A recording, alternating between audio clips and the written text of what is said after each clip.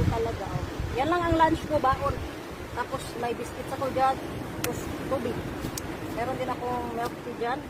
Kasi pag hiking tayo, need natin ng tamis. Kasi para ano tayo. Kailangan din natin ng mga tamis. Yan, mais. Ang lunch ko. Kain tayo. Huh?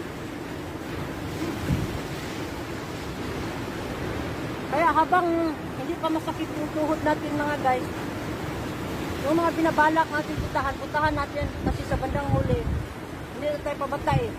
Matanda na tayo. Kaya habang nasa Hong Kong talaga ako, kung anong naiisip ko na area ang puntahan ko kahit mag-isa ako. May kasama naman ako.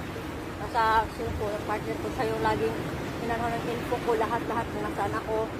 Baga, naglalagbook ako bawat ano. Tapos nandyan siya pag may signal.